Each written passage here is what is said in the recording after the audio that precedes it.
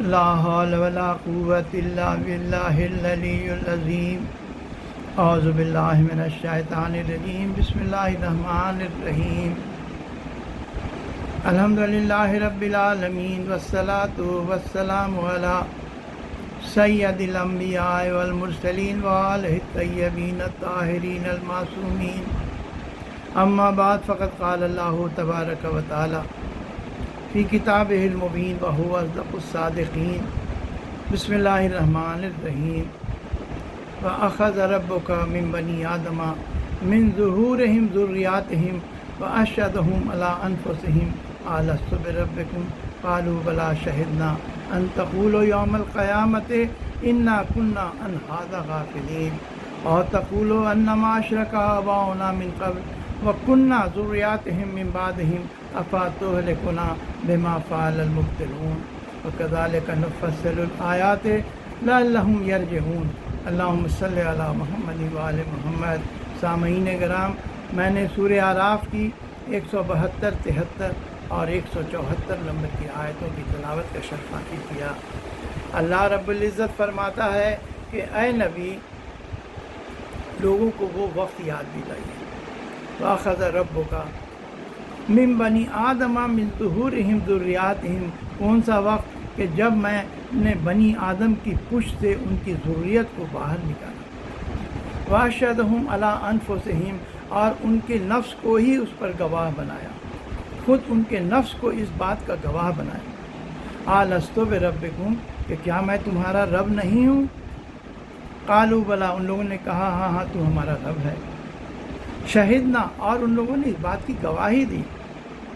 ان تقولوا یوم القیامت انا کنا عن ھذا غافلین، یہ اس وجہ سے کیا گیا کہ کہیں قیامت جب برپا ہوگی تو تم یہ نہ کہنے لگو کہ پالنے والے ہم تو اس بات سے غافل تھے کہ تو ہمارا رب ہے۔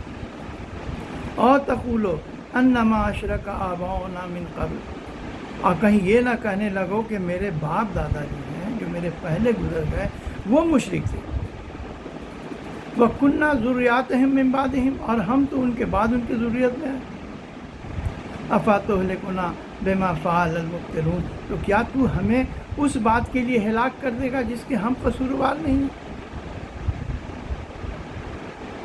وَكَذَلِكَ نُفَصِّلُ الْآيَاتِ لَعَلَّهُمْ يَرْجِعُونَ، اور پروردگار فرماتا ہے کہ اس طرح میں اپنی آیتوں کو تفصیل سے کھول کر بیان کرتا ہوں تاکہ لوگ پلٹ کر آ جائیں۔ اب شریعت میں کچھ اصطلاحیں ہیں۔ روز الست، یعنی یہ اس روز کو کہا جاتا ہے جب اللہ تعالیٰ نے تمام انسانوں سے، نوع بشر سے، ذریت آدم سے ایک عہد لیا، عہد و پیما یعنی کووننٹ، ایک وعدہ، پرومس لیا، کمٹمنٹ لیا کہ کیا میں تمہارا پروردگار نہیں ہوں، رب نہیں ہوں؟ کیا میں تمہارا رب نہیں ہوں؟ تو سب نے کہا کہ ہاں تو ہمارا رب ہے، اور ہم اس کی گواہی دیتے ہیں۔ اب پروردگار نے کہا کہ میں نے اس لیے اس بات کو کیا ہے تاکہ تم روز قیامت اس بات کا انکار نہ کرو کہ ہمیں تو معلوم ہی نہیں تھا، یا یہ نہ کہنے لگو کہ میرے باپ دادا مشرک تھے تو ہم مجبور تھے۔ یہاں چند باتیں جو غور کرنے کی ہیں کہ اللہ تعالیٰ نے ایک وقت انسانوں پر ایسا گزرا ہے جب کہ اللہ تعالیٰ نے تمام انسانوں سے ایک عہد لیا ہے، ایک کمٹمنٹ لیا ہے، ایک وعدہ لیا ہے۔ وہ کیا ہے کہ میں تمہارا رب ہوں، تم پہچان لو۔ اور کہا ہے کہ یہ کمٹمنٹ تمہارا اس لیے ہے کہ تم یہ نہ کہو کہ ہم تو چونکہ ایک مشرک گھرانے میں پیدا ہوئے تو ہم مجبور تھے، ہم انہی کے بتائے ہوئے راستے پر چلتے رہے۔ نہیں، یہ جو کمٹمنٹ ہے یہ سب سے اللہ تعالیٰ نے انفرادی طور پر کیا اور ہر آدمی کو الگ الگ اس کا ذمہ دار بنایا ہے۔ ہم چاہے کسی بھی مذہب و ملت میں پیدا ہوں، ہمارے باپ دادا کسی بھی مذہب و ملت میں زندگی گزار رہے ہوں، ہمارے آباء و اجداد کے جو افعال ہیں اس کی وجہ سے ہم اس پر کسی طرح کی اللہ تعالیٰ پر حجت قائم نہیں کر سکتے ہیں۔ کوئی اس کے لیے ہمارے پاس بہانہ نہیں ہے کہ ہم اپنے رب کو نہیں پہچانتے۔ کچھ اصطلاحیں جو شریعت میں ہے، روز الست، یعنی یہ وہ دن ہے جب کہ تمام بنی نوع سے، تمام انسانوں سے اللہ تعالیٰ نے عہد لیا، کمٹمنٹ لیا۔ تو یہ کون سا دن ہے؟ یہ تو دوسری بات یہ ہے کہ یہ کون سا دن ہے، یہ روایتوں میں نہیں پتہ چلتا ہے، نہ قرآن کی آیتوں سے پتہ چلتا ہے۔ تو کچھ روایتوں میں کرچہ میں نے کہا کہ اس لیے نہیں پتہ چلتا ہے کہ ہمارے ائمہ سے کوئی روایت اس سلسلے کی نہیں ملتی، لیکن جو چیزیں اس آیہ کریمہ سے واضح ہیں وہ یہ ہے کہ ایک وقت انسانوں پر پڑا جب تمام انسانوں کو اللہ تعالیٰ نے ذریت آدم کے پشت سے باہر نکالا اور ان کو ان کے نفس پر گواہ بنا کر کے اپنے ربوبیت کا اقرار لیا ہے۔ دوسری بات اہم یہ ہے کہ اللہ تعالیٰ نے اپنے ربوبیت کا اقرار لیا ہے اور کہا ہے کہ دیکھو تم شرک نہ کرنا، یعنی کسی اور کو ہمارے عبادت میں شریک نہ کرنا۔ تو دو چیزیں اس میں ہو گئی کہ اللہ نے ربوبیت کا اقرار لیا، اللہ تعالیٰ نے خالقیت کا اقرار نہیں لیا ہے، اور کسی اور چیز کا اقرار، ربوبیت کا اقرار کیوں لیا، خالقیت کا کیوں نہیں لیا؟ اس کی وجہ یہ ہے کہ اگر پوچھا جائے، سورہ زخرف میں بھی ہے اور دوسری قرآن کی کریم کی آیتوں میں ہے کہ جب ان مشرکوں سے پوچھا جاتا تھا کہ تمہارا پیدا کرنے والا کون ہے، تو وہ کہتے تھے کہ اللہ ہے۔ گویا کہ خالقیت میں کسی طرح کا ان لوگوں کو شبہ نہیں تھا کہ اللہ ہی ہمارا پیدا کرنے والا ہے۔ اللہ کے نام سے اگر نہ بھی وہ کہتے ہوں کہ اللہ کا نام نہ بھی ہو، تو وہ ایک ایسی ہستی کو جو کہ قادر مطلق ہے، وہ اس بات کو سمجھتے تھے کہ وہ قادر مطلق ہستی ہی ایک ایسی ہے جس نے ہم کو پیدا کیا ہے، اور یہ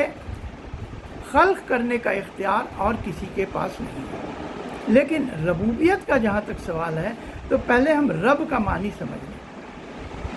کہ اللہ تعالیٰ نے صرف رب کا کیوں اقرار لیا۔ رب کا جو معنی ہے تو ایک کہیں پر لوگ کہتے ہیں پالنے والا۔ رب کا ایک معنی ہوتا ہے کہ پالنے والا، جیسے اگر کوئی شخص کا انتقال ہو جائے اور اس کی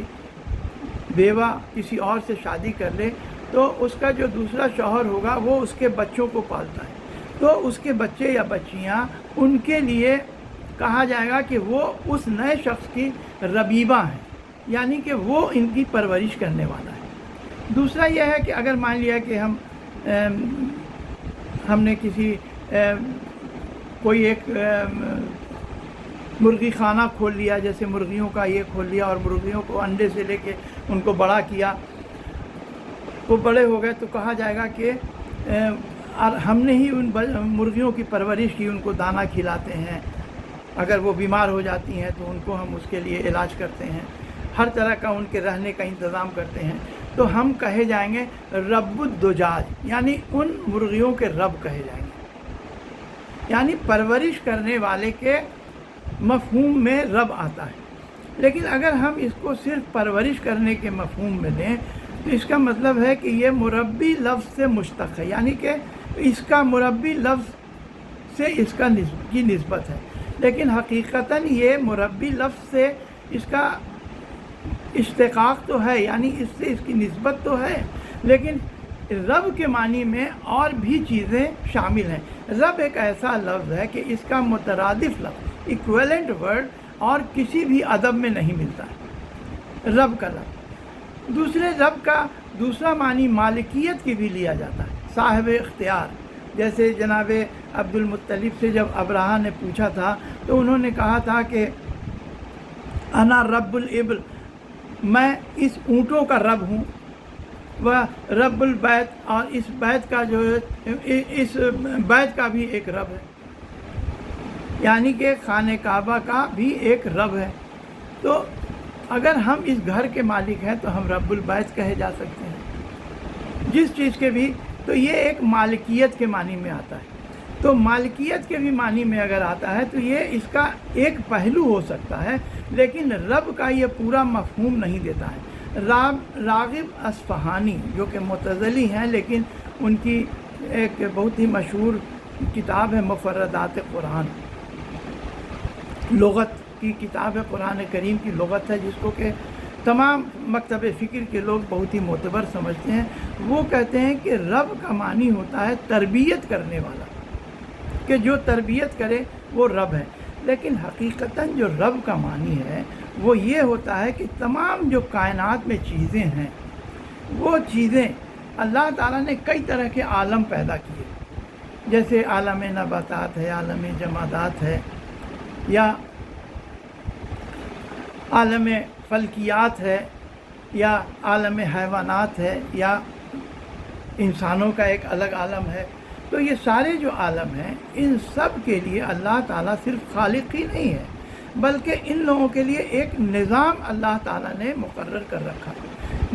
रखा है। ये सूरज है, वो अपने ही महवर में गर्दिश करता है, और उसका कब उसको निकलना है, कब गुरूब होना है, ये सब अल्लाह ताला की तरफ से मुकर्रर है। उसमें उनका कोई इख्तियार नहीं है। एक बीज है जिसको ज़मीन में हम डालते हैं, वो बीज से पौधा होता है, पौधे से बड़ा दरख्त होता है, वो फल आता है। ये जो आलम नबातात है, इसमें भी उन नबातात का कोई इख्तियार नहीं है। वो उसी तरह जो अल्लाह ताला ने जो निज़ाम उनके लिए मुकर्रर कर रखा है, यह एक जबरी निज़ाम है, उसमें या कहरी निज़ाम है, उसमें उनका कोई इख्तियार नहीं। लेकिन हैवानात क्या पूरी तरह जबरी निज़ाम नहीं है, बल्कि इनको जो हिदायत अल्लाह ताला देता है, एक तरह की इल्हामी हिदायत है। इल्हामी हिदायत है, उसमें भी इनकी अक़ल और शऊर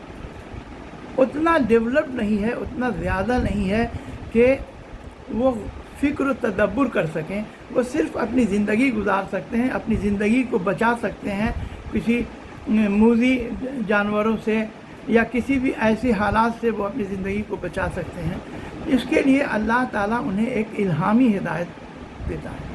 लेकिन इंसानों को जो अल्लाह ने कुछ इख्तियारात दिए हैं, महदूद इख्तियारात दिए हैं, कुल्ली इख्तियारात इंसानों को भी नहीं दिया, लेकिन जो महदूद इख्तियारात दिए हैं, उस महदूद इख्तियारात में इंसानों को मुकल्लिफ बनाया। यानी मुकल्लिफ बनाया यह है कि हम जो ये तुमको इख्तियारात दे रहे हैं, तो तुमसे कुछ हमारा तकाज़ा भी है कि ये जो इख्तियारात है, तुम उस तरह से ज़िंदगी गुजारो जो हम तुमको अपनी तरफ से जो निज़ाम तुमको हम दे रहे हैं, जो तुम्हारे लिए जो हमने क़वानीन बनाए हैं, जो शरीयत के क़वानीन हैं, और जो अपने पैगंबरों और नबियों के ज़रिए हम तुम्हारे दरमियान भेजते हैं। इसलिए कि ये जो क़वानीन हैं, ये इसलिए हमने बनाए हैं ताकि एक दूसरे पर कोई जुल्म न कर सके, बल्कि मुआशरे में अदल कायम रहे। हर के अपने इख्तियारात हैं, उनकी महदूदियत है। तो अल्लाह ताला जो भी इंसान है या और भी दूसरी जो चीज़ें हैं, जो मखलूक़ात हैं, वो पूरी मुकम्मल कामिल तौर पर नहीं पैदा की गई हैं, बल्कि उनमें कुछ नुक्स है, और नुक्स से कमाल तक पहुंचाने की ज़िम्मेदारी जो हिदायत है वो अल्लाह ताला के ज़िम्मे है। इंसान भी है, मादी तौर पर भी, जिस्मानी तौर पर भी वो मुकम्मल नहीं है, बल्कि उसकी नशो नुमा होती है बचपन से लेकर के उसकी जवानी तक, और उसके आगे बुढ़ापे तक होती है। उसके अलावा उसकी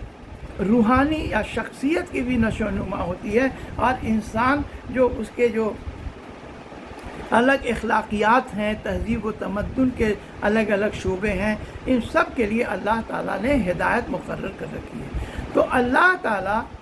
सिर्फ़ खालिक ही नहीं है, बल्कि हमारे परवरिश का भी ज़िम्मेदार है। वो हमारा खालिक भी है, और हमारे लिए हिदायत का इंतज़ाम भी करता है, और तमाम मखलूक़ात के लिए अल्लाह ताला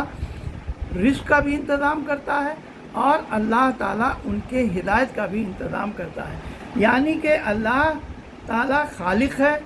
और हमारी तरबियत का ज़िम्मेदार है। जब तरबियत का ज़िम्मेदार है, तो उस तरबियत के लिए ज़रूरी है कि अल्लाह ताला कुछ क़ानून वज़ा करे और हमें उन क़ानून पर चलने की हिदायत करे।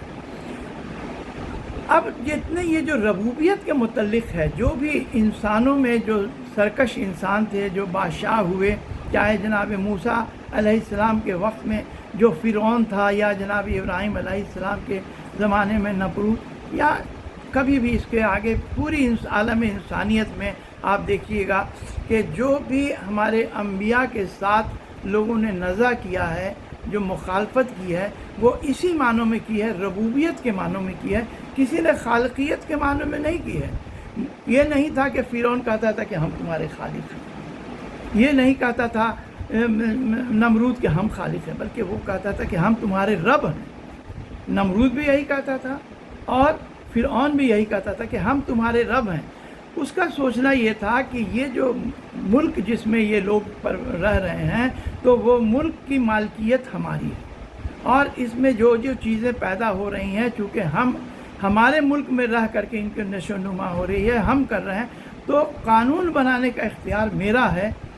اور ہم جس قانون پر ان کو چلائیں۔ اگر ہم کہتے ہیں کہ جو قبطی ہیں ان کے تم کو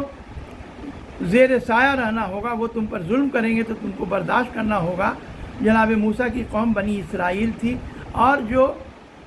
فرعون کے ماننے والے تھے، جو مصر کے لوگ تھے، وہ قبطی کہلاتے تھے، تو وہ قبطی اس پر ظلم کرتے تھے، اور اس کو فرعون صحیح اس لیے ٹھہراتا تھا کہ ہم تمہارے رب ہیں اور ہم نے ایسا قانون بنایا۔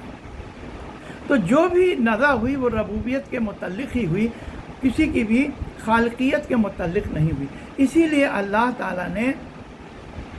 روز الست، یعنی اس دن جب اللہ نے سب لوگوں سے عہد لیا کہ کیا میں تمہارا رب نہیں ہوں، تو اللہ نے ربوبیت کا عہد لیا، کمٹمنٹ لیا، وعدہ لیا، ایک طرح کا وعدہ یا عہد لیا ان لوگوں سے، کووننٹ لیا کہ تم اس بات کا قیامت میں تم سب ذمہ دار ٹھہرائے جاؤ گے اگر تم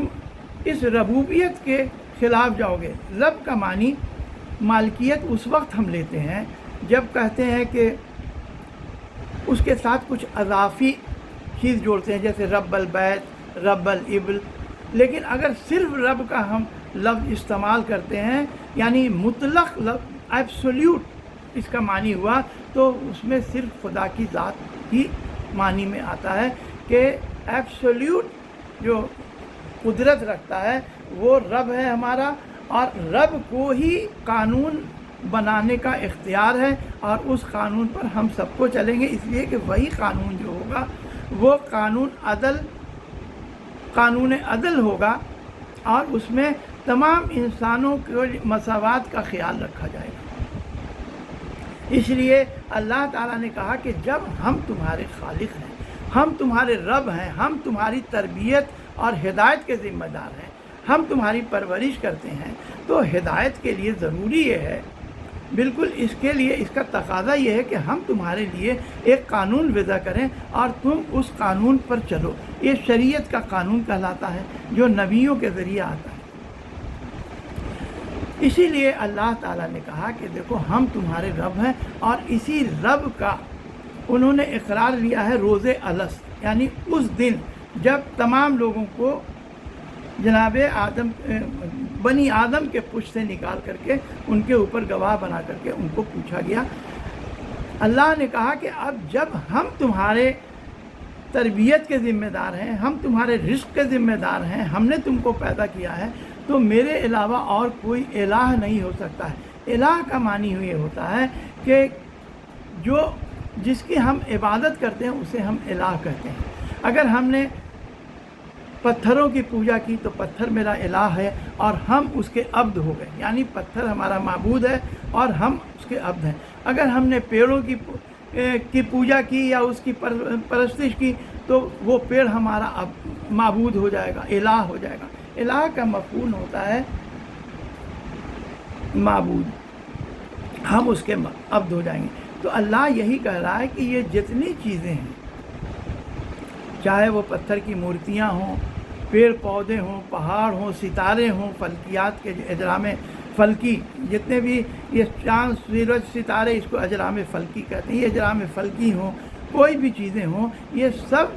خود اپنے خلقت میں میری محتاج ہیں۔ جب خلقت میں میری محتاج ہیں اور ان کے نظام قائم کرنے کے لیے،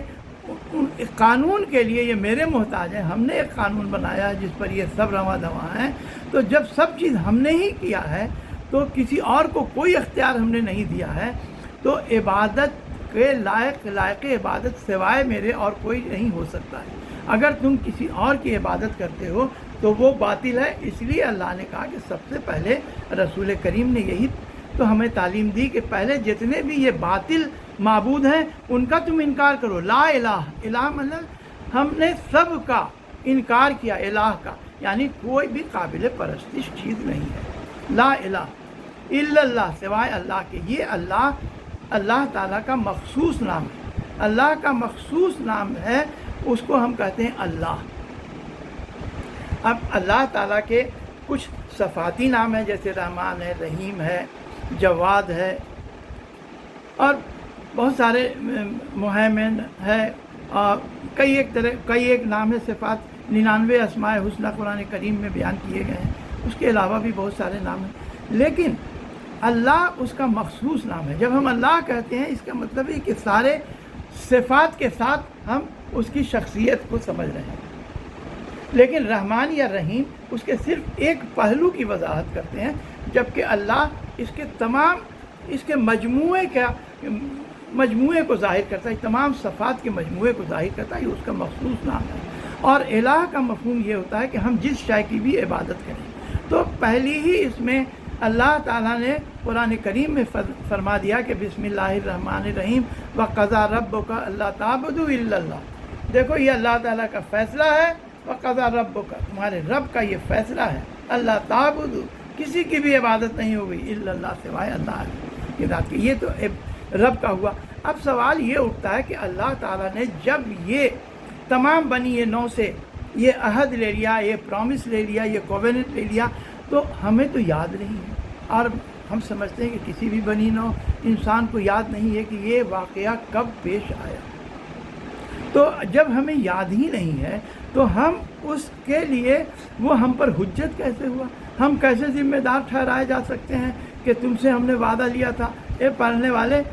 وہ وعدہ تو ہمیں ذہن میں ہے ہی نہیں ہے کب یہ واقعہ پیش آیا. تو پہلی تو اشکال یہ ہو جاتی ہے کہ یہ وعدہ کب پیش آیا. تو میں نے پہلے وعدہ کر دیا کہ چونکہ ائمہ الہدیٰ کی کوئی تفسیر ہمیں نہیں ملتی ہے، لیکن جو تفاسیر بیان کی گئی ہیں تقریباً قرآن کریم میں کہیں 38 تفسیریں ہیں، کہیں 39 تفسیریں ہیں. سب کو اس میں کچھ تو کامن تفسیریں ہیں، سب کو ملا جلا کے بھی دیکھا جائے تو 40 کے قریب تفسیریں ہیں. تو یہ جو 40 تفسیریں ہیں اس میں 2-3 چیزیں ہیں. ایک چیز یہ ہے کہ ایک تو کہا گیا کہ یہ جو اللہ تعالیٰ نے بیان کیا اس کو پورا ایک تمثیلی طور پر اس کو لوگوں نے لیا کہ یہ کوئی واقعی خارج میں یعنی باہر کوئی اس طرح کا کوئی واقعہ پیش نہیں آیا، بلکہ اللہ تعالیٰ نے اس کو ایک مثال کے طور پر بیان کیا ہے. اور حقیقتاً جو انسان کی تخلیق کی ہے، جس فطرت پر ان کو پیدا کیا ہے، اس فطرت میں ہی اللہ نے یہ ودیت کر دیا. اس کو ایسی فطرت میں پیدا کیا ہے کہ اللہ تعالیٰ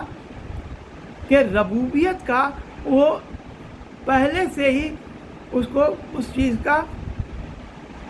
عرفان ہے. اللہ تعالیٰ کی ربوبیت کو وہ جانتا ہے. اس کے فطرت میں وہ چیز داخل کر دیا اللہ تعالیٰ نے کہ وہ اللہ کی ربوبیت کی معرفت رکھتا ہے. جیسے مثال کے طور پر آیت اللہ مرتضیٰ عسکری صاحب نے جو اس کی تفسیر بیان کی، وہ کہتے ہیں کہ جس طرح ایک بچہ پیدا ہوتا ہے تو اس کو بھوک لگتی ہے تو وہ رونے لگتا ہے، ماں سمجھ جاتی ہے کہ اس کو بھوک لگی ہے. تو یہ اس بچے کی فطرت ہے کہ وہ اپنے بھوک کا اظہار رو کر کرتا ہے، اور اس کو پرورش کے لیے ماں کو دودھ دینا بھی ضروری ہے. اس کو اس لیے دینا ضروری ہے کہ وہ اس کی زندگی کی بقا کے لیے کے لیے ضروری ہے. تو جب روتا ہے تو یہ اللہ تعالیٰ نے اس کے فطرت میں یہ اس کے معدے میں یہ رکھا ہے کہ جیسے ہی اس کے معدے میں بھوک لگے گی وہ رونا شروع کرے گا. یعنی اس کا معدہ ایک طرح سے محرک ہوتا ہے، یعنی وہی ضرب لگاتا ہے کہ وہ حرکت اس میں پیدا ہوتی ہے، اور اس کی وجہ سے اس کا جو بھوک جو ہے اس کی مٹائی جا سکتی ہے. لیکن جیسے جیسے انسان بڑا ہوتا ہے اور شعور کی منزل میں پہنچتا ہے تو وہ اپنے چاروں طرف کی جو چیزیں ہیں ان کو دیکھتا ہے، تو وہ لوگوں سے پوچھتا ہے، ماں باپ سے پوچھتا ہے، جاننے والوں سے پوچھتا ہے کہ یہ جو چیزیں ہیں یہ کہاں سے آئیں، یہ ہے کیا اور کہاں سے آئیں۔ سورج کو دیکھا تو کہا کہ یہ سورج کہاں سے آیا، یہ کہاں جا رہا ہے، چاند کب رات میں نکلتا ہے، دن میں کہاں جاتا ہے، یا یہ درخت کہاں سے آ گئے، پہاڑ کہاں سے آ گئے۔ تو وہ سب موجودات کے متعلق علم حاصل کرنا چاہتا ہے، چونکہ جب اس کو شعور آتا ہے تو اس کے فطرت میں یہ داخل ہے کہ وہ چیزیں پوچھیں، اس کے فطرت کا تقاضا ہے کہ ان چیزوں کو جاننا چاہتا ہے۔ جیسے جیسے اس کی عمر بڑھتی جاتی ہے تو اس کی فطرت صرف چیزوں کے جاننے میں ہی محدود نہیں رہتی ہے، بلکہ وہ یہ بھی جاننا چاہتا ہے کہ کچھ چیزیں تو چل رہی ہیں، یہ سورج چل رہا ہے، سورج صبح جاتا ہے، شام ڈوب جاتا ہے، کچھ چیزیں ہیں جو جہاں رکھا وہیں ساکن رہ گئی ہے، کچھ چیزیں حرکت میں ہیں، تو وہ چیزوں کی سکون اور حرکت کے متعلق بھی جاننا چاہتا ہے۔ پھر وہ جاننا چاہتا ہے کہ یہ سکون اور حرکت ان میں ہے کیسے، کون اس کا سکون اور حرکت دینے والا ہے۔ یہ سورج ہے، یہ سورج جو چل رہا ہے تو اس کی حرکت کا ذمہ دار کون ہے، تو یہ ساری چیزیں جاننا چاہتا ہے۔ تو اس طرح سے وہ جیسے جیسے بڑا ہوتا ہے وہ اس پوری کائنات کے نظام کو سمجھنا چاہتا ہے کہ یہ جو اس کا نظام ہے، اس نظام کو بنایا کس نے، کس نے اس کو بنایا ہے۔ صرف خلق ہی نہیں کیا ہے، پیدا ہی نہیں کیا ہے، بلکہ اس پورے ایک سسٹم اللہ اس نے بنایا ہے۔ اور تب وہ سمجھتا ہے کہ یہ جو سسٹم بنا ہوا ہے، یہ سسٹم اتنا دقیق ہے، اتنا ڈیلیکیٹ ہے اور اتنا انسانوں کے سمجھ کے باہر ہے کہ یہ ایک انسانی کارنامہ ہو ہی نہیں سکتا ہے۔ یہ انسان کے فوق کوئی ایسی ہستی ہے جس نے اس پورے سسٹم کو پیدا کیا ہے اور اس چیزوں کو بھی پیدا کیا ہے اور ان چیزوں کو کے حرکت اور سکون کا بھی ذمہ دار ہے، اور اس پورے کائنات کے اس سسٹم کو اس نے قائم کیا ہے اور اس کو ابھی تک وہ موجود ہے۔ اگر وہ دیکھتا ہے کہ اگر اس سسٹم میں ذرا بھی اگر رتی برابر بھی کمی یا بیشی آ جاتی ہے تو یہ سسٹم لمحہ بھر میں کولیپس کر جائے گا، ختم ہو جائے گا، رہ ہی نہیں سکتا۔ تو اس سسٹم کا موجود رہنا اس بات کی دلیل ہے کہ کوئی ایسی قدرت ہے جو کہ انسانوں کے بیونڈ کے طاقت کے قدرت کے بیونڈ ہے، فوق ہے، اور جس نے ان سبوں چیزوں کو پیدا کیا اور ان سب چیزوں کے یہ جو نظام بنایا ہے وہ ایک ایسی چیزیں ہیں جو کہ انسان کے بیونڈ ہیں، ایک ایسی ہستی ہے جو کہ میرے سمجھ کے بھی پرے ہے، اور اس طرح سے وہ خدا کی معرفت حاصل کرتا ہے۔ یعنی کہ جیسے بچے کے لیے غذا حاصل کرنے کے لیے محرک اس کا معدہ ہے، اور صحیح اللہ تعالیٰ کی معرفت حاصل کرنے کے لیے اس کا محرک یا اس کا جو اسٹیمولس آتا ہے، جو ضرب آتی ہے، وہ اس کا عقل اور شعور ہے اور سوچنے اور سمجھنے کی صلاحیت ہے۔ یہ صرف انسانی عقل ایسی ہے، یہاں تک کہ فرشتوں کی بھی عقل اس طرح کی نہیں ہے۔ اس کی تفصیل الگ انشاءاللہ کبھی بیان کریں گے کہ جو انسان جو چیز جانتا ہے اور اس پر غور و فکر کر کے وہ وہاں تک پہنچ جاتا ہے جو چیزیں اس کو معلوم نہیں ہے، جس کو کہتے ہیں کہ معلوم سے مجہول تک پہنچنے کی صلاحیت، یہ صرف انسان ہی ذہن کا تقاضا ہے۔ انسان خود دو چیزوں کا مجموعہ ہے، ایک اس کا مادی جسم ہے اور دوسرا اس کی روح ہے، اور یہ دونوں چیزیں مل کر کے اس کے شخصیت کی تشکیل کرتی ہیں۔ یہ جو اس کا مادی جسم ہے وہ ایک وسیلہ ہے۔ اب اس کی تفصیل کا ابھی اس عنوان سے کوئی مطابقت نہیں ہے۔ دوسری چیز یہ آتی ہے کہ کچھ لوگوں نے جو تفسیر بیان کیا، خاص کر کے یہ علامہ مودودی صاحب نے، انہوں نے بھی بہت اچھی تفسیر ایک بیان کی۔ وہ کہتے ہیں کہ وہ بھی اس سے بہت الگ نہیں ہے، لیکن کچھ انہوں نے کہا کہ اللہ تعالیٰ نے جب یہ وعدہ لیا انسانوں سے، یہ کوونٹ ہو گیا، پرومس ہو گیا، کمٹمنٹ ہو گیا، تو اللہ تعالیٰ نے اس کو شعوری کانشس میں، یعنی انسان کے شعور میں نہیں رہنے دیا۔ اگر انسان کے شعور میں یہ بات رہ جاتی، شعور میں کہ ہاں ہمیں معرفت ہے، وہ ہمارا رب ہے، تو پھر جو اللہ نے کہا ہے کہ ہم تمہاری آزمائش کریں گے، کہ ہم تمہاری طرح طرح سے آزمائش کریں گے، اور جو اس آزمائش میں وہ پورا اترے گا اس کے لیے نجات کے ضامن ہے۔ تو یہ جو آزمائش کا محل ہے، اگر اس کے ذہن میں، انسان کے، اس کے شعور میں اگر یہ چیز رہ جاتی تو پھر امتحان کا کوئی فائدہ نہیں تھا۔ جو اس کی جو تفسیر جو بیان کی گئی ہے وہ یہ ہے کہ اللہ تعالیٰ نے جو روز الست تمام بنی آدم کے پشت سے ان کی ذریت کو نکالا، انہیں شعور بخشا اور انہیں ایک شکل بخشی، ایک صورت بخشی، اور خود ان کو سامنے رکھ کر کے کہا کہ کیا میں تمہارا رب نہیں ہوں؟ اور سب نے کہا کہ ہاں۔ تو کچھ لوگ نے جو کہا کہ یہ تمثیلی ہے اور انسان کے فطرت میں اس کو اللہ نے ودیت کر دیا، انکارپوریٹ کر دیا ہے، اور یہ ایک تمثیلی ہے۔ ایسا ممکن نہیں ہے کہ خارج میں اس طرح کا کوئی واقعہ ظہور پذیر ہو، اس لیے کہ پورا قیامت تک جتنے انسان آئیں گے سب کی پوری ضروریت کو ایک وقت جمع کر کے اللہ اس طرح کا عہد لے لے، یہ بڑی بعید بات لگتی ہے، بڑی ناممکن سی بات لگتی ہے۔ لیکن جو علماء کہتے ہیں کہ اس میں کوئی بعید بات نہیں لگتی ہے۔ اگر یہ بات بعید ہے، یہ ناممکن لگتا ہے، تو انسانوں کا آفرینش سے، روز آفرینش سے، یعنی ایک دم شروع سے جب سے پیدا ہو رہے ہیں، جناب آدم کی جب خلقت ہوئی اس وقت سے، یعنی روز آفرینش سے قیامت تک انسانوں کا تدریجی طور پر پیدا ہونا، تو یہ بھی ناممکن اور بعید ہونی چاہیے۔ یا قیامت کے دن تمام انسانوں کا محشر میں جمع ہونا، یہ بھی بعید ہونا چاہیے۔ اللہ کی قدرت، جب انسانوں کو قیامت میں محشر میں جمع کرنے کی قدرت ہے، اللہ تدریجی طور پر ان کو پیدا کر سکتا ہے روز آفرینش سے قیامت تک کے لیے، تو اللہ تعالیٰ روز الست سب ذریت کو جمع کر کے، اس کو شعور بخش کر کے اور اس کو صورتیں بخش کر کے، کیوں نہیں اس سے یہ اقرار لے سکتا ہے؟ تو یہ بھی ناممکن بات نہیں ہے۔ اور جس طرح سے یہ واقعہ قرآن کریم میں بیان کیا گیا ہے یا کچھ تفسیروں میں بیان کیا گیا ہے کہ نہیں، یہ واقعہ واقعی خارج میں پیش آیا، یہ باہر میں پیش آیا، ایسا نہیں ہے کہ یہ ایک تمثیلی واقعہ ہے، صرف مثال کے طور پر اس کو کہا گیا ہے، نہیں، یہ واقعہ پیش آیا ہے۔ تب کہا گیا کہ کیوں پھر شعور میں ہمارے نہیں ہے؟ تو کہا گیا کہ شعور میں اس لیے نہیں ہے کہ اگر انسانی شعور میں یہ بات رہ جاتی تو پھر امتحان کا، آزمائش کا محل نہیں رہ جاتا۔ تو اللہ تعالیٰ نے انسانوں کو پیدا کیا تو اس چیز کو تحت شعور اور انسان کے ضمیر میں تو باقی رکھا ہے، یعنی انسان کا جو انٹیوشن ہے، جو کہا جائے ایک طرح سے الہام ہے یا اس کا تحت شعور ہے، سب کانشس ہے، اس میں اس واقعے کو محفوظ رکھا ہے۔ اور ایسے بہت سارے خارج میں، اس کے زندگی میں انسان کے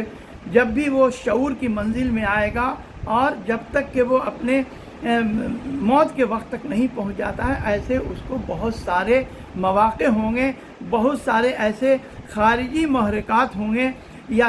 داخلی تحریکات ہوگی، اندر سے کچھ تحریکیں ہوں گی یا باہر سے کچھ محرکات ایسے ہوں گے، جب یہ چیزیں اس کے تحت شعور سے، ضمیر سے اس کے شعور میں آ جائیں گی کہ دیکھو یہ تمہارا اللہ تعالیٰ، یہ تمہارا رب ہے اور اس نے اس نظام کو پیدا کیا۔ اب اگر ہم اپنے کچھ ذاتی فائدے کے بنا پر، مادی فائدے کے بنا پر، یا شیطانی بہکاوے میں یا کچھ اور خارجی اثرات کے تحت ان محرکات کو، یعنی یہ جو خارجی تحریکیں ہیں، داخلی محرکات ہیں، ان کو ہم دبا دیں، جو اللہ تعالیٰ نے اس سب کانشس سے کانشس لیول میں لانے کے لیے ان تحریکوں کے اسباب جو پیدا کیے ہیں ہم نے، اس کو اگر ہم دبا دیں تو اس کے قصوروار ہم ہوں گے۔ اور قیامت کے دن اللہ تعالیٰ اس پورے واقعے کو، یہ روز الست، یہ جو عہد الست کہا جاتا ہے، جو عہد لیا گیا اس روز اللہ تعالیٰ نے جو لیا، اس کو اللہ تعالیٰ شعور کے سطح پر لے آئے گا اور وہ تمام مواقع اس کو یاد دلائے گا اس شخص کو کہ دیکھو فلاں فلاں وقت یہ تحریکات تمہاری داخلی تھی، یہ خارجی تحریکات یا محرکات تھے، جب یہ واقعہ تمہارا ان وجہوں سے تمہارے تحت شعور سے شعور میں آیا اور تم نے اپنے نفسانی خواہشات کی وجہ سے اس کو اپنے ذہن میں دبا دیا، تو اس کے قصوروار تم ٹھہرو گے اور اس کے لیے تم مورد سزا ہوگے۔ اس کے اور بھی کچھ اشکال بیان کیے گئے ہیں، لیکن تفصیل جو زیادہ تر یہی ہے، اور اب کہا جاتا ہے کہ یہ تحت شعور میں چلا گیا اور شعور میں آ گیا، تو علماء بیان کرتے ہیں کہ جتنے بھی تہذیب و تمدن کے شعبے ہیں، اخلاقیات کے شعبے ہیں، یعنی جو ہم سیکھتے ہیں، جو شجاعت ہے ہماری، یا اخلاقیات سے کہ کسی کے ساتھ ہم کو خاشع ہونا ہے، یا کچھ کسی کے ساتھ ہم کو سخاوت کرنی ہے، یا تمام شعبے، یہ سارے شعبے جو ہمارے یہاں ہیں، یہ سب کے سب اللہ تعالیٰ نے ہمارے تحت شعور اور ہمارے ضمیر میں رکھے ہیں۔ اور ہم جب اپنی شخصیت کی پرورش کرتے ہیں، جب ہم اپنے شخصیت کو کہ ہم جب اپنے نفس کی پرورش کرتے ہیں، کیسے پرورش کرتے ہیں؟ اللہ تعالیٰ کے بنائے ہوئے قانون کے تحت ہم جب نقص سے کمال کی منزل کی طرف جاتے ہیں، تو یہ ساری چیزیں ان داخلی تحریکات یا خارجی اثرات کی وجہ سے، کچھ اپنے تہذیب تمدن لوگوں کے معاشرت کی وجہ سے، یہ چیزیں ہمارے سب کانشس سے کانشس لیول میں آتی ہیں، اور اس طرح ہم سخی ہو جاتے ہیں، اس طرح ہم شجاع ہو جاتے ہیں۔ یعنی یہ چیزیں کوئی چیزیں نئی پیدا نہیں ہوئی ہیں۔ جب کوئی چیز ہمارے سب کانشس میں نہ ہوگی، ہمارے ضمیر میں نہیں ہوگی، تو بالکل کوئی نئی چیز پیدا انسان میں نہیں ہو سکتی۔ یہ ساری چیزیں ہمارے فطرت میں اور ہمارے سب کانشس یعنی تحت شعور میں موجود ہیں۔ یہ تمام تہذیب و تمدن کے شعبے اور یہ اللہ تعالیٰ کی معرفت یا جو چیزیں ہیں، یہ سب فطرت، جو انسانی فطرت ہے، وہ اس میں وہ سب تحت شعور میں موجود ہیں، اور یہ ہمارے داخلی جو تحریکات ہیں، خارجی محرکات ہیں، یا کچھ اور لوگوں سے معاشرت ہے، یا جو ہمارے پیغمبر یا نبی کرام کی جو تعلیمات ہیں، قرآن کریم جو کتاب اللہ کی طرف سے آئی ہے، یہ سب چیزیں ہمیں ان اچھی صفتوں کو ہم اپنے میں پیدا کرنے کے لیے ہمیں حوصلہ دیتی ہیں۔ اور اسی کے مقابلے میں وہ شیطان بھی ہے بہکانے والا، ہمارا نفس امارہ بھی ہے جو ہمیں برائیوں کی طرف لے جاتا ہے۔ اب انہی دو فورسز کے درمیان، دونوں طاقتوں کے درمیان انسان سے یہ تقاضا ہے کہ جو فطرت کا جو قانون ہے اور جو اللہ تعالیٰ کی شریعت کا قانون ہے وہ ایک جیسا ہے، اور تم سے امید یہی ہے کہ تم اسی شریعت کے قانون پر چلو جو کہ تمہارے عین فطرت ہے، تم سے کوئی نئی چیزوں کا تقاضا نہیں کیا جا رہا ہے، اور اس طرح سے تم کامیابی کی منزل میں آ سکتے ہو۔ اس کی اور تفسیر اس کم وقت میں جانے کی گنجائش نہیں ہے، دیکھیے دو چار جملے ابھی ایام عزا چل رہا ہے، اور یہ اب سفر کا مہینہ شروع ہو چکا ہے۔ آج 10 سفر ہو چکی ہے، اور 20 سے کو امام حسین علیہ السلام کا چہلم ہم لوگ مناتے ہیں۔ ایک روایت کے مطابق جب قافلہ مدینے سے رہا ہوا تو وہ کربلا پہنچا تھا، لیکن جو کوفہ سے کربلا کی منزلیں ہیں، کربلا سے کوفہ، اور کوفہ میں ان لوگوں کو ابن زیاد نے ایک مقررہ وقت کے لیے زندان میں رکھا ہے، اور ایک قاصد بھیجا ہے یزید کے پاس کہ ان کے بارے میں کیا فیصلہ ہے۔ قاصد کا جانا اور شام سے لوٹ کر آنا، اور یہ تمام جو اسیران اہل حرم ہیں ان کا شام کو جانا، تو ان تمام اس میں وقت اتنا لگا کہ 20 سفر تک لوٹنا ممکن نہیں ہوتا ہے۔ تو کچھ لوگوں نے یہ بھی کہا کہ 20 سفر کو ہو سکتا ہے رہائی ہوئی ہو۔ کتنے عرصہ یہ لوگ شام کے قید خانے میں رہے، کتنے عرصہ کوفے کے قید خانے میں رہے، ان سب کا تعین کرنا اس لیے مشکل ہے کہ ایک کوئی مستند روایت اس سلسلے کی نہیں ملتی، لیکن جو چیزیں بالکل مستند ہیں وہ ہے کہ یہ سارے واقعات ہوئے ہیں، اور جو مصیبتیں اہل حرم کو اسیری کی برداشت کرنی پڑی ہے، ارباب ادا اگر آپ اس کو سوچیں تو یہی لگے گا کہ کربلا میں مقتل میں قتل ہو جانا شاید آسان تھا، لیکن یہ جو صعوبتیں کربلا سے کوفہ اور کوفہ سے شام جو امام سجاد علیہ السلام نے برداشت کی ہیں، یہ ایک امام وقت کا قلب ہی تھا، ورنہ یہ ایک عام انسان کے لیے ممکن نہیں ہے۔ ایک شخص تھا جس کا نام تھا نعمان بن منذر مدائنی، وہ کہتا ہے کہ جب ہم نے امام سجاد علیہ السلام سے پوچھا کہ مولا آپ کے اسیری میں آپ کو سب سے زیادہ مصیبت کہاں پڑی، تو زیادہ تر علماء بیان کرتے ہیں کہ امام نے کہا کہ الشام الشام الشام، کہ سب سے زیادہ مصیبت ہمیں شام میں پڑی۔ لیکن علامہ محمدی اشتہاری انہوں نے ایک مقتل لکھا ہے مصائب آل محمد کے نام سے، اس میں یہ نعمان بن منذر مدائنی کے حوالے سے کہ اس نے جب پوچھا تو امام نے کہا کہ 7 ایسے مواقع تھے جب ہم پر بہت زیادہ مصائب پڑے۔ انہوں نے کہا کہ یہ جو ستمگر تھے یہ لوگ ہمارے چاروں طرف ان لوگوں نے ہم کو گھیر رکھا تھا، ہم سب کو گھیر رکھا تھا، جس میں ہماری مائیں بہنیں پھوپھیاں جن کے سروں پر چادریں نہیں تھیں، اور یہ لوگ ننگی تلواریں لیے تھے اور نیزے لیے تھے، اور یہ راستہ بھر ہمیں نیزے کی انیاں چبھوتے رہے تھے۔ انہوں نے کہا کہ جو سرہائے شہداء ہیں ان کو ان لوگوں نے اہل حرم کے جو اونٹ ان کے حوض کے قریب رکھا کہ زیادہ سے زیادہ ان لوگوں کو تکلیفیں اور اذیتیں دیں۔ خاص کر امام حسین علیہ السلام اور حضرت عباس علمبردار کے سر کو ان لوگوں نے جناب زینب صلوات اللہ علیہا اور جناب ام کلثوم کے اونٹوں کے سامنے رکھا تاکہ ان کو دیکھ کر کے ان لوگوں کو زیادہ سے زیادہ تکلیف پہنچے۔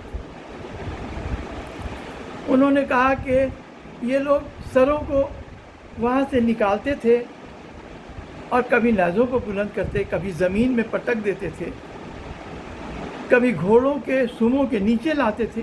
اس طرح سے یہ ہم لوگوں کو راستے بھر اذیت دیتے ہیں۔ انہوں نے امام زین العابدین علیہ السلام نے کہا کہ جب ہم یہ طلوع آفتاب سے غروب آفتاب تک پورے شہروں میں ہمیں گھماتے تھے، اور شام کی عورتیں اور بچے اور مرد چھتوں سے ہم پر پانی اور آگ پھینکا کرتے تھے۔ کہا کہ ہمیں عیسائیوں اور یہودیوں کے محلوں سے گزارا گیا، اور وہاں یہ لوگ کہتے تھے کہ دیکھو یہ وہ لوگ ہیں جن کے باپ دادا نے جنگ بدر، جنگ احد اور خندق میں تمہارے باپ داداؤں کو قتل کیا، دیکھو اب موقع ہے یہ، اور تم جتنا ہو سکے ان سے بدلہ لے لو، اپنا انتقام لے لو۔ وہ لوگ کہتے تھے کہ اوپر سے وہ لوگ پانی پھینکتے تھے اور آگ پھینکتے تھے۔ امام نے کہا کہ ایک بار آگ میرے امامے پر آئی، میرا امامہ جل گیا، اور میں کچھ اس لیے نہ کر سکا کہ میرے دونوں ہاتھ میرے پشت پر بندھے ہوئے تھے، پس گردن بندھے ہوئے تھے، میرا امامہ جل گیا اور میرے سر تک آگ پہنچ گئی جس نے شدید تکلیف ہم کو پہنچائی۔ کہا کہ ان لوگوں نے ہمیں بردہ فروشوں کے محلوں سے گزارا اور وہاں چاہا کہ ہمیں غلاموں اور کنیزوں کی طرف فروخت کر دیں، لیکن اللہ تعالیٰ نے ان کو قدرت نہیں دی، لیکن ہر طرح سے ہمیں ذلیل و خوار کرنے کی کوشش کی۔ آگے شام میں جس زندان میں ہم کو رکھا اس میں چھت نہیں تھی، نہ دن کی دھوپ سے ہمیں امان تھی اور نہ ہمیں رات کی اوس سے امان تھی۔ جس طرح اذیتیں ہم لوگوں کو دی گئی، ایک ہی رسی میں ہم سب کو باندھا گیا، ہمیں مثل قیدی دہلم ہم کو کربلا سے کوفہ سے شام کی منزلیں ہماری طے کرائی۔ انا للہ و انا الیہ راجعون، رضا بقضائہ و تسلیما۔